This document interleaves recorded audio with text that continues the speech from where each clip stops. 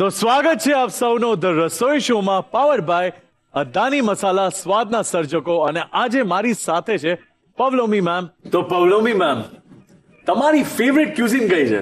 South Indian. South Indian? Yeah. આખા ગુજરાતને south Indian બહુ જ ભાવે. બરાબર. તમને મજા આવે સાઉથ ઇન્ડિયન? બહુ જ. શું વધારે શું ભાવે તમને? મને રવા ઢોસા બહુ જ. રવા ઢોસા. અગર હું તમારા માટે આજે કંઈક રવા બોલ બનાવી દઉં તો એ પણ ભાવશે. ભાવશે? સિમિલર જ. જો મેમ, મારી એક આદત છે, હું જયારે કુકિંગ કરતો હોય ને તો વાતું બહુ કરતો હોય. હું તમને સવાલ પૂછતો રહીશ. બરાબર. તો પહેલો સવાલ એ છે મેમ કે તમને સાઉથ ઇન્ડિયન આ ક્યુઝિન કેમ ભાવે છે?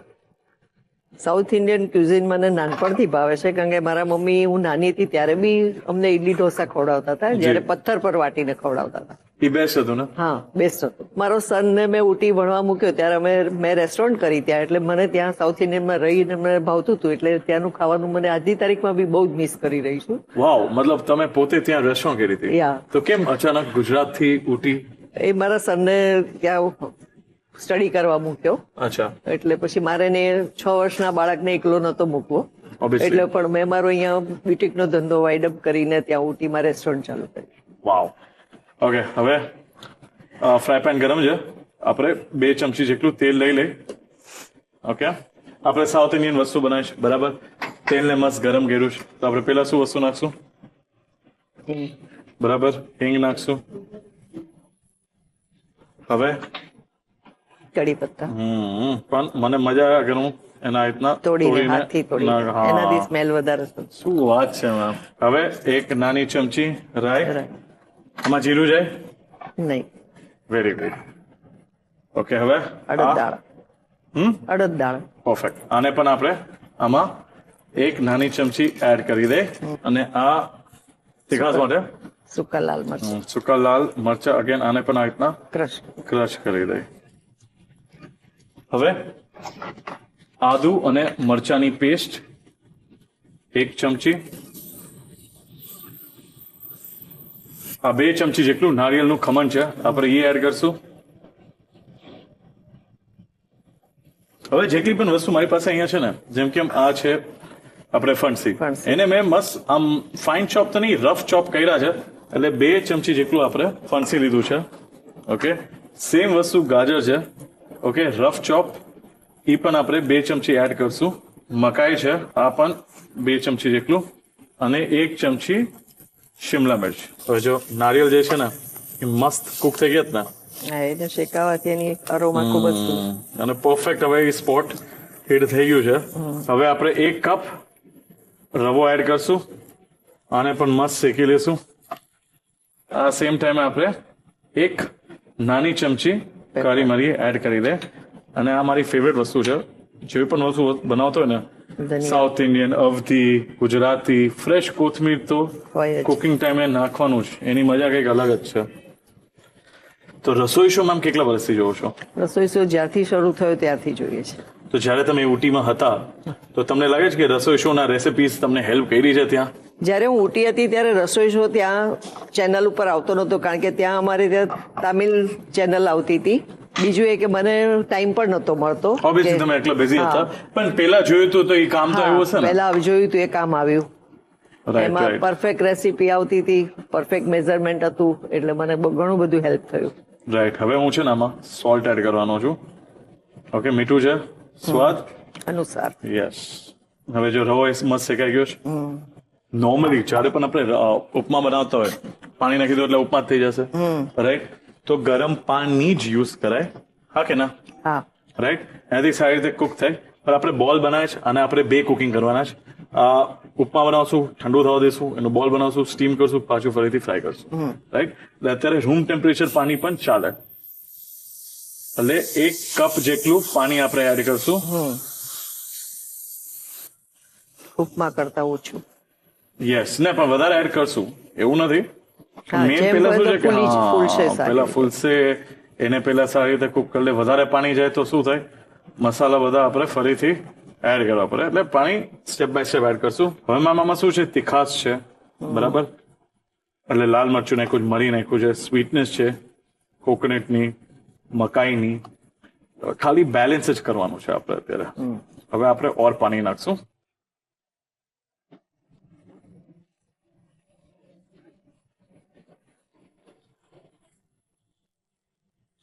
ફાઇન ચોપ કરવાથી આ બેનિફિટ. આમ ખબર ના પડે કે વેધર તમે ગાજર ખાધા છે કે ફણસી આમ કે ને ખવાઈ ગયા છે. હું એટલે આવી રીતે કરું.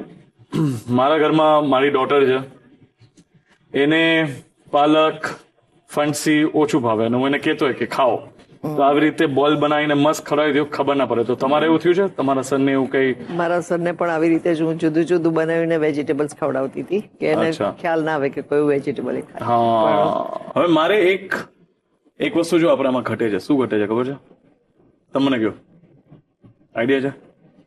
દહીં. દહીં. દહીં, હા ડેફિનેટલી. પણ હા, વેરી ગુડ. દહીં ઘટે છે. દહીં આવવાથી શું થાય?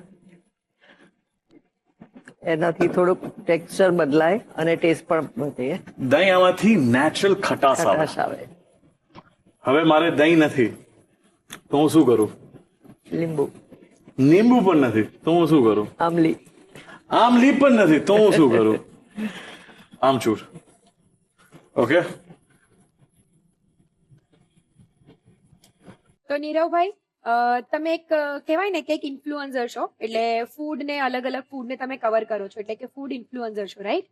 તો આઈ એમ શ્યોર કે તમને પણ ઘણી બધી વાનગીઓ આવડતી હશે, તમને પણ કહેવાય ને કે કુકિંગમાં ઇન્ટરેસ્ટ હશે જ, રાઈટ? હું ગામડેથી ગાંધીનગર લગભગ 5-6 વર્ષ પહેલા આવ્યો અને ગાંધીનગર મારે જ્યારે રહેવાનું થયું ત્યારે જમવાનું પોતાની જાતે બનાવવાનું થયું અને એમાંથી હું જમવાનું બનાવતા શીખી ગયો. હવે જમવાનું બનાવવાના વિડીયો જ્યારે મૂક્યા અને વાયરલ થવા લાગ્યા, ધીમે ધીમે ફોલોઅર્સ મારા વધવા લાગ્યા, એટલે મને વિવિધ પ્રમોશન આવવા લાગ્યા.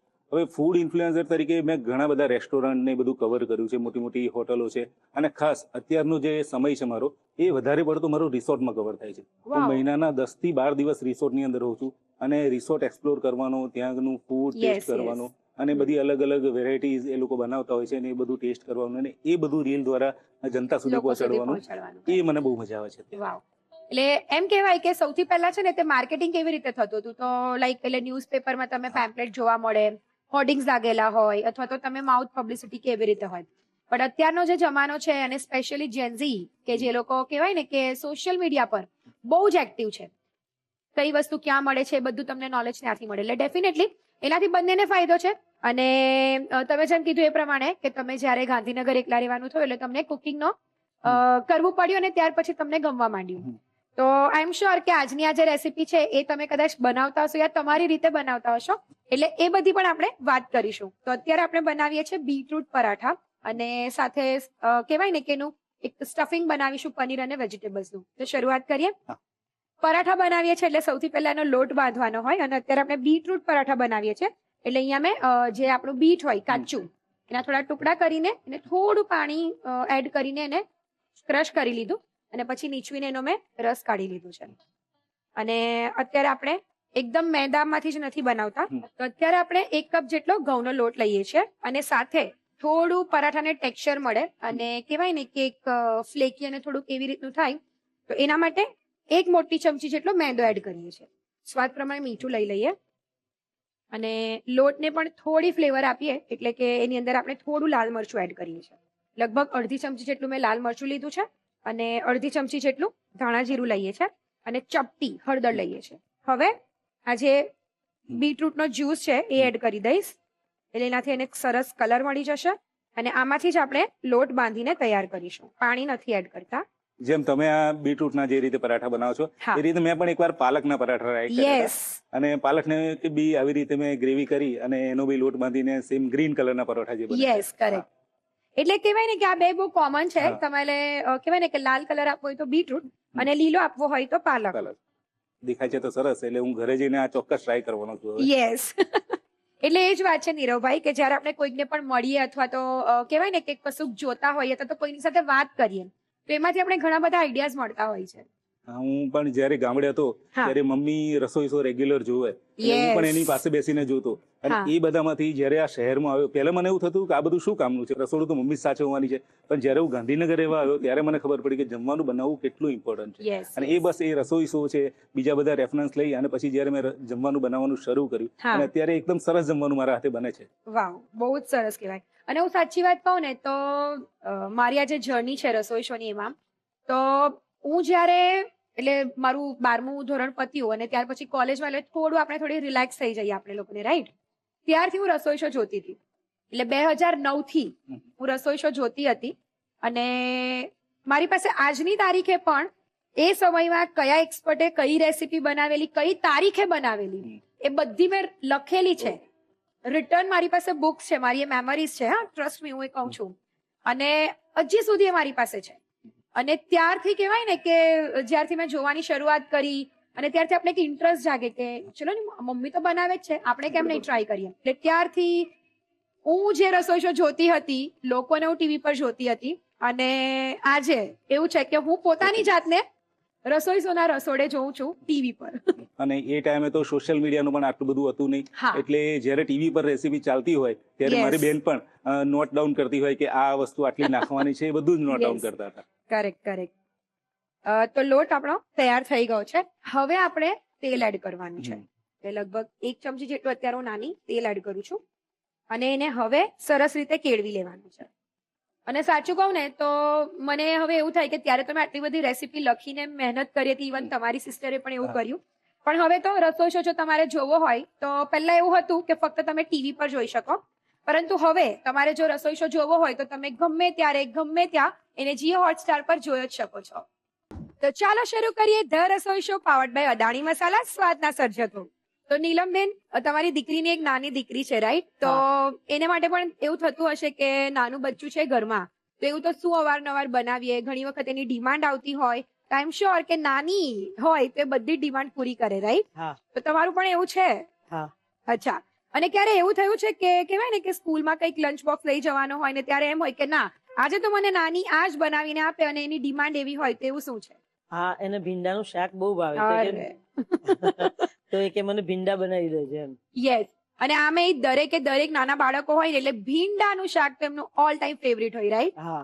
યસ. તો બહુ જ સરસ કહેવાય. અને આમ કહેવાય ને કે નાની અને આમ દીકરીની દીકરી એટલે એ લોકોને હા. દીકરી કરતા વહાલું હોય, રાઈટ? હા, હા. તો આજે આપણે અપ્પે બનાવવાના છે, તો તમને તમારી દીકરીઓને અને એની દીકરીને અપ્પે ભાવે છે ખરા? બહુ જ ભાવે છે. અરે વાહ. તો તમે કેવી રીતે બનાવો? એટલે ઇન્સ્ટન્ટ જે પેલું કહેવાય ને કે રવાથી જે મિક્સ કરીને બનતા હોય એવા બનાવો છો? ઓકે. તો આજે આપણે એમાં બનાવવાના છીએ, પણ એક ટ્વિસ્ટ સાથે બનવાના છે અપ્પે. અને બાળકોને બહુ જ ભાવે એવું, એકદમ આમ અંદર સ્ટફિંગ હશે, ચીઝી હશે, એટલે ખાવાની બહુ મજા પડશે, હા. રાઈટ? તો ચાલો Right. શરૂ કરીએ. હા. સૌથી પહેલા આપણે જે બેટર બનાવવાનું છે એ બનાવી લઈએ. તો સૌથી પહેલા અત્યારે આપણે જે છે તે ઇન્સ્ટન્ટ અપ્પે બનાવીએ છીએ. એટલે શું છે કે સવારે જ્યારે પણ બાળકોને ટિફિન આપવાનું હોય તો એ સૌથી મોટું આમ કહેવાય ને કે દરેક મમ્મી માટે એક ટાસ્ક હોય હા. કે રોજ નવું શું આપીએ જે બાળકો ખાઈને આવે, ફિનિશ કરીને આવે. તો એટલે અત્યારે આપણે એવા અપ્પે બનાવીએ છીએ કે જે બહુ ઝટપટ બની જાય અને એના માટે બહુ તમારે પ્રિપેરેશન નહીં કરવી પડે. એટલે સૌથી પહેલા અહીંયા રવો અને ચોખાનો લોટ લઈએ છીએ. તો અત્યારે હું અડધો કપ રવો લઉં છું અને સાથે અડધો કપ ચોખાનો લોટ. અંદર દહીં ઉમેરીશું, લગભગ 5 કપ જેટલું. અત્યારે મેં મોડું દહીં લીધું છે. થોડું પાણી લઈ લઈએ અને અત્યારે એનું એક ઘટ્ટ કહેવાય ને કે ખીરું તૈયાર કરી લઈએ. ઘાટું ખીરું જ આપણે બનાવીશું. તમારા ઘરે કેવી ટાઈપની વાનગીઓ વધારે બનતી હોય છે? ઢોકળા છે, હાંડવો છે, ઢોકળી છે, યસ. આલુ પરાઠા. હા, એટલે દેશી કહેવાય ને કે એવી રેસિપીઝ વધારે હા, ભાવે. રાઈટ. અને એ સિવાય લાઈક તમને જેમ કીધું કે તમને કુકિંગનો શોખ છે, તમે અવારનવાર ઘણું બધું બનાવો જ છો, તો કુકિંગના શોખની સાથે બીજું તમને શું કરવાનું બહુ જ ગમે? બીજા કયા તમારા શોખ છે એવા? ભૂમિ બ્લોગિંગ નું કરે છે, એટલે Okay. એની સાથે જઉં છું હું. અરે વાહ. હા. એટલે દીકરી અને મમ્મી મળીને બ્લોગિંગ હા, કરે છે. હા. વાવ, વેરી ગુડ. તો એટલે કયા ટાઈપનું તમે બ્લોગિંગ કરો છો? એટલે પર્ટિક્યુલર કયા ખાણી field પીણીનું છે, હોટલનું છે, મકાનનું છે, બહાર અરે બી વાહ. જઈએ છીએ અમે, માટે? વાવ. દ્વારકા, સોમનાથ બધે. વાવ, તો બહુ જ સારું કહેવાય, રાઈટ? એટલે તમારું આમ કહેવાય ને કે મમ્મી અને દીકરીનું એકદમ આમ બોન્ડિંગ હોય તો જ આ બધી વસ્તુઓ પોસિબલ થાય, રાઈટ? હા, હા. કરેક્ટ. અને મોસ્ટલી તમે જે બ્લોગિંગ કરો તેમાં શૂટ કોણ કરતું હોય? હું કરું છું શૂટ. અરે લો. કેટલું સરસ. એટલે આમ કેટલું આમ કેવું આમ મસ્ત લાગે ને કે દીકરી બ્લોગિંગ કરતી હોય, મમ્મી એનું બધું વિડીયો ઉતારતી હોય. વાવ, બહુ જ મજા આવી જાય. કરેક્ટ. તો લાઈક તમે જો વિડીયોગ્રાફી કરતા હોય તો તમે કશે શીખ્યા છો? એ બધું તમે કોની પાસેથી એટલે લાઈક ભૂમિએ જ શીખવાડ્યું છે મને.